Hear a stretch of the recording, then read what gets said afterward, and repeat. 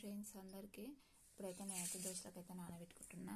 ఇదైతే ముడి బియ్యము ఒక్కసారి మిషన్లో వేసి జాడిస్తారు కదా బియ్యం అన్న. అయితే ఇవైతే తింటే హెల్త్కి ఇట్లా చాలా మంచిది. అసలుకి బీపీ షుగర్ ఉన్న వాళ్ళైతే ఇవైతే తింటారు ఎక్కువ శాతం అయితే.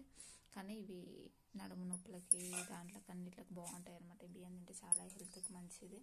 అయితే ఇప్పుడైతే దోశలకు నానబెట్టుకుని చెప్పిన కదా, దోశలకైతే 2 గ్లాసులు బియ్యం, ముడి బియ్యం అయితే తీసుకున్నా. 2 గ్లాసులు ముడి బియ్యము. 1 గ్లాస్ అయితే ముందే పోసిన కదా. ఇక్కడ ఇట్లా ఈ బియ్యం ఉన్నాయి, ఇంకా కొన్ని.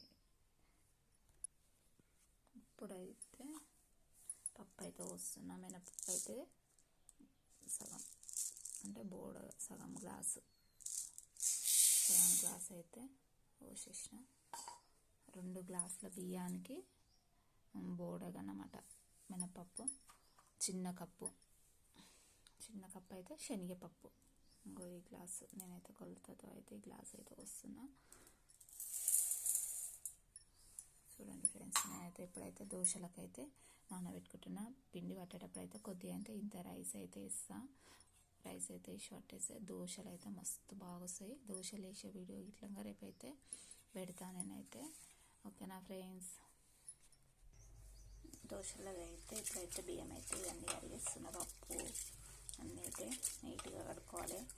ఒక 3 టైమ్స్ అలా కడుక్కోవాలి. ఇవి కడుక్కొని మంచిగా నానబెట్టుకొని సాయంత్రం అయితే మిక్సీ పట్టేసుకోవాలి. కొద్దిగా రైస్ వేసుకొని పట్టేసుకుంటే చాలా బాగుంటుంది అసలుకి.